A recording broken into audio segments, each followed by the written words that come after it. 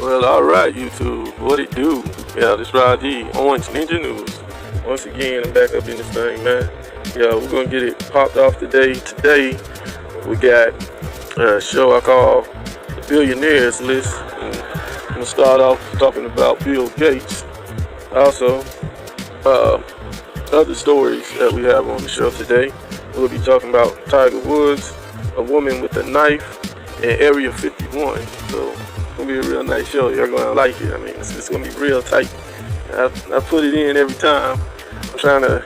I don't know which show will be my golden ticket and go viral. So I got to go all out every show. You heard? All right, we're about to get it popping in.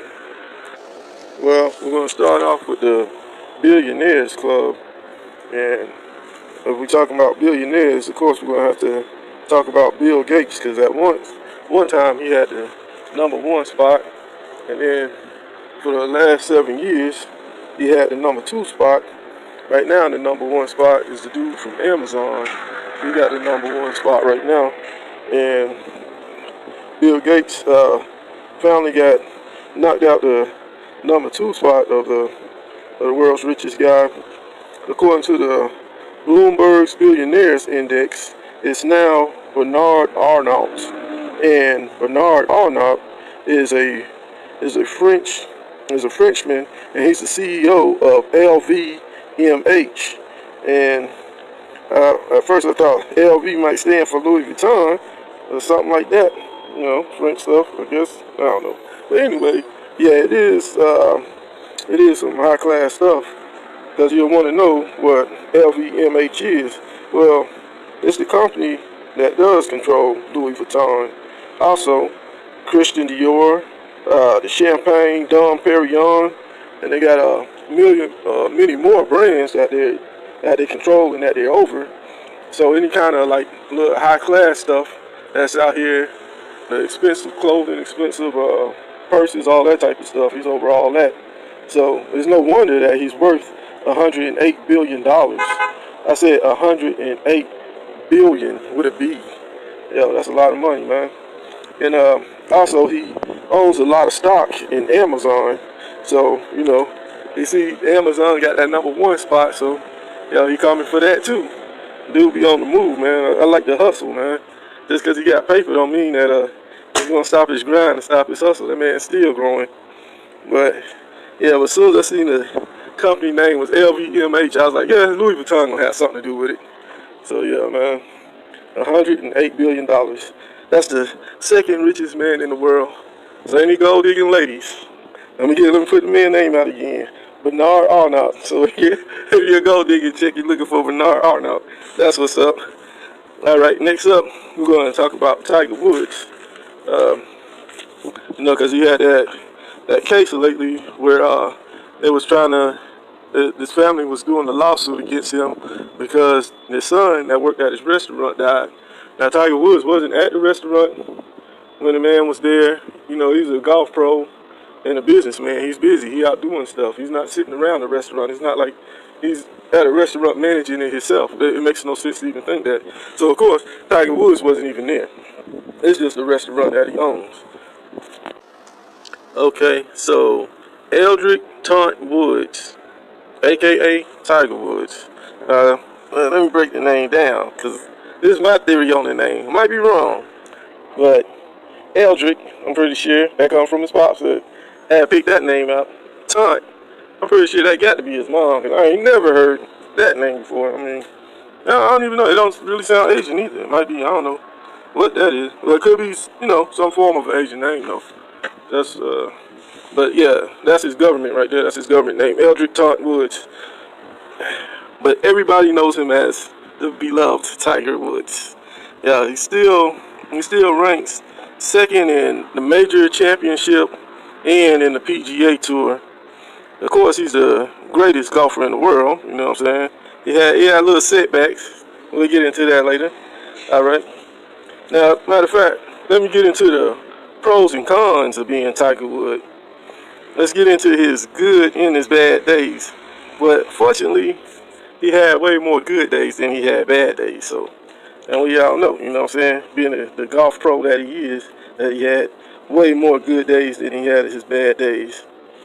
But let's see, I start off with one of his bad days. He had a bad divorce, uh, and another bad day is he got sued by the family of the dead drunk guy. And even now, he's not remarried yet because he got so shook from his the first mistake of a marriage that he made. I guess he was like, yo, I ain't gonna sign no papers again. Especially when he ended up getting hit with the golf club and stuff like that. You know, allegedly, his ex-wife hit him upside the head with a golf club. So I don't know if he was ready to put himself back in a situation like that. And it might be smart of him to stay single because he's worth like they estimate like $750 million. So when you got that type of paper, maybe it's best to be single. That way you ain't got to worry about nobody trying to take nothing when they walk off. Um, his current girlfriend is Erica Herman, and she also manages his restaurant, and that's the same restaurant where where that guy had worked at that ended up driving drunk and killing himself. Tiger has two kids, a boy and a girl, which is good. I mean, something good actually came out of that marriage. So, you know, it wasn't all bad. It wasn't all downhill. You know, the kids are a blessing.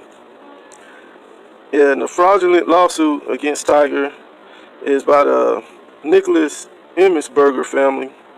It's the guy's parents, and of course he was a employee over at Tiger's restaurant, which of course Tiger wouldn't have hired him. Like I say, he's a golf pro, a businessman. He's busy. He'll be on somewhere on the other side of the world. He got managers that manages his places of business. He's not there. He's not there opening the door and shaking hands. I mean, realistic. Apparently, Nicholas Emmitsberger was a real bad drunk, and he had a bad drinking problem, and he lied on his application, but not by not being forthcoming with the information. You know, it's not like when he filled out his application, he said, "Hey guys, I'm a drunkard. I got a real bad drinking problem. I would like to work here and steal booze and run off and get drunk and stuff while I'm still on the clock." I mean, that type of stuff was missing off the application. Apparently, if he got hired, that's just common sense. So he was working as a bartender, and he was also drinking at the time where he was supposed to be working. And again, Tiger wasn't there, so I don't see how the lawsuit could be against him, saying that he had something to do. Like, he was sitting there, but like when it first came out and they was talking about it, I was thinking they were saying they was out partying, and Tiger Woods was handing this guy drinks, like, shot, shot, shot. Come on, take another drink, dude. You know, none of that happened. Tiger probably wasn't even in the country at the time. He was nowhere near this guy. He didn't know what this guy was doing. So, well, anyway, the guy was drinking on the job. Afterwards, when he got off of work, he decided to do something that's illegal, which is driving drunk. And if he would have got caught, he would have got a DUI, of course. He endangered the public, and unfortunately, he died. That's not a good thing. Hopefully, he could have got a DUI and learned his lesson and, you know, spent a little jail time and got his mind right or whatever. But unfortunately, the guy actually died. But at least he didn't kill nobody else, because that would have been messed up, you know, just because of some bad decisions that he chose to take in life. Somebody else would have to die. So luckily that didn't happen. And the name of the restaurant is Woods Jupiter, and it's located in Jupiter, Florida. So that's why they just went with the simple name of Woods Jupiter. So whenever you go to look it up, you know, it's simple to find it. But when it comes to women, Tiger has a certain type. What I mean by that, I don't know. You just see yourself. I mean, the pictures is out. You know, you know Tiger's certain type, man. I ain't even gonna go into all that. But anyway, if you don't know what I'm talking about, that's good. Whatever. So the divorce. Yeah, let's talk about the divorce. Whenever he got divorced, he got divorced from Ellen Nordegren, and she at the time of the divorce, her and the lawyers filed to try to get $750 million. And what the problem with that is, that was supposed to be the man's net worth. So Like that's like saying, okay, how much money you got on you right now? Oh, I got $50. Okay, give me that. Give me all 50. I'm taking everything. I'm not leaving you enough to buy a sandwich. You feel me? So that's some real gangster stuff. That's why, in my opinion, man, that was on some gold digger stuff. If somebody really loves somebody, I don't see how they do them like that. You know what I'm saying? The man's already down. Why kick somebody's down? But the good thing about that is that now it's reported she actually got 100 million. So I don't know. Maybe that could have been what the lawyers was thinking anyway. We'll shoot for the highest number possible. That way, no matter what we get, it's going to be hundreds of millions of dollars. Enough to take care of you the rest of your life. You never have to work, never have to babysit again. Because when he met her, she was a babysitter. So she made sure she got enough of paper where she ain't got to worry about babysitting money no more. Now, that's $20 million for every day, for every year, my bad. For every year they was married. That's $20 million. They had been married for 5 years. So, yeah, that's not a bad hustle. Drop a couple of kids, make $20 million a year. Yeah, that's not a bad hustle. Uh, uh, yeah, but 750 million. That was kind of a disrespectful number right there. Being that that's at the time all that he was supposed to be worth at the time.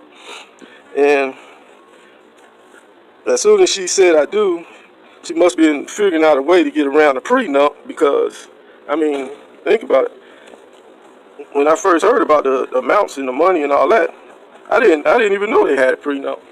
Once I read they had a damn prenup, all that right there, that didn't supposed to happen anyway. That's why I don't understand why Hollywood stars and entertainers even do the prenup thing.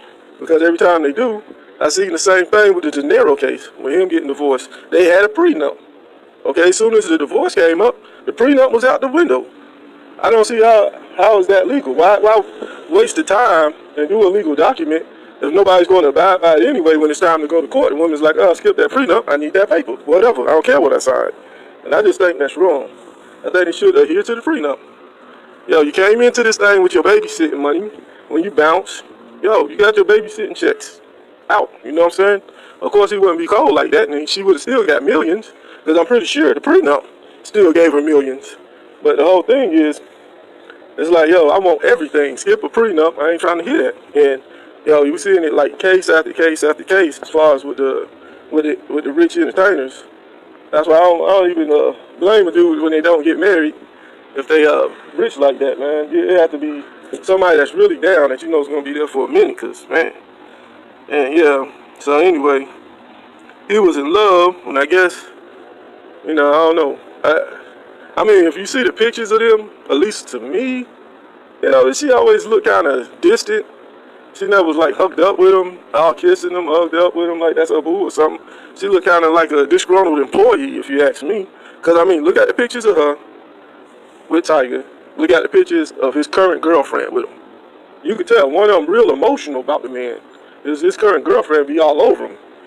She be all hugged up every day with dude. And his ex was kind of like, man, I can't believe we got to go do this photo out today. And that's how she was looking. She's like, every picture, man, try to find a picture when she even looked like she halfway really interested in dude. And that's what happens when you have a certain type. And you trying to buy that certain type with paper. That's how that shit happen. That's all I'm saying. And, enough about Tiger Woods, man. Let's bounce on to the next one. Oh, yeah, I just seen something about El Chapo, Jaquan, is that Jaquan? Is how you say that name? It looks like that's his first name. Jaquan El Chapo Guzman, sentenced to life plus 30 years. And we already knew that they wasn't going to let him out once they got him to New York. I mean, it was basically a wrap. Well, he's 62 years old, and he's the former leader of the Sinaloa cartel. And it was a 3-month trial in Brooklyn at the federal court. And it was a lot of security, to say the least. I mean, because he already escaped twice in Mexico, and the second time that he escaped was that the whole tunnel escape, and they had that all over the news, and everybody's TV show was talking about it. Because how do you build a tunnel under the prison? And I mean, this tunnel was big enough where you could just walk around and you didn't even have to duck or stoop over. Joker had motorcycles and mini bikes down there and jump go-karts. I mean, yeah, that's something, man. So, anyway, he's ordered to forfeit $12.6 billion. So, of course, they would be seizing his money. They can't keep your money. Well, hell, it would never benefit him anyway because he'd die in prison. But, yeah, so the government took his money also. But $12.6 billion. Man, there's billionaires popping up everywhere. Damn, even he was a billionaire. What the hell? How many billionaires we got out here? He's being held in Manhattan Metropolitan Correctional Center, and they got some other high-profile prisoners in there too. It was the home of John Gotti, and then Bernie Madoff. Bernie Madoff, of course, is that swindler with the Ponzi schemes that made all that money, millions of dollars that he robbed from people. And right now, they also got Jeffrey Epstein in there and Paul Manafort. But the question I would have to ask is, yo, so what does this mean? Does this mean that the whole drug war is over now? I mean, he's locked up in jail, so I mean that there's no more drugs coming over? Exactly. I mean, it's just somebody else is going to take over. Before him, the other guy got shot and killed. Before the guy before him got locked up. And it just goes on and on. Somebody always replaces. It never stops. So, you know, excuse me if I don't go jumping up and down. Yeah, we won. The drug war is over. You know, come on, realistically. I mean, the junk is still going on. Drugs still coming in the country on the daily. The next guy Ben took over. The day he stepped in jail, the next guy stepped into the boss's seat. So, whatever. Yo. Yeah, I know I'm not being optimistic on that one, but yeah. So, now that brings us to our next story. Let's see. Yo, it's the woman that raped a man at knife point. And I know it sounds crazy, but I promise you I ain't making it up. You can Google it yourself, look it up. It's a crazy ass story. I can't believe it. It's like, Anyway, it says the woman that raped a man at knife point is in jail for a probation violation. Lestina M. Smith. She committed the act 2 years ago when she was 17, and the male victim was 19 years old. So yeah, that's messed up. When she committed it though, she wasn't a woman yet. She was still a girl. She was only 17. She was a teenager. So I don't know why they call her a woman that raped the guy at knife point. She was a teenager that raped the guy at knife point at that time because of her age. She was 17. Now she's now in trouble because she didn't supposed to have a Facebook page, but just like, you know, everybody, you like to be on Facebook, Snapchat, social media, period, you know what I'm saying? And I guess she felt left out, especially if you're a young person. You need your social media, you're trying to get your social media on, and, you know, so that's kind of cold to have that as part of the probation. That's a rough-ass probation, but you still have to follow it, though.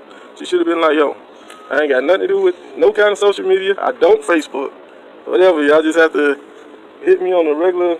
Yo, she need to get one of those damn old phones, them damn cells that flip, get a flip phone. Okay, now you can't pin nothing on it in.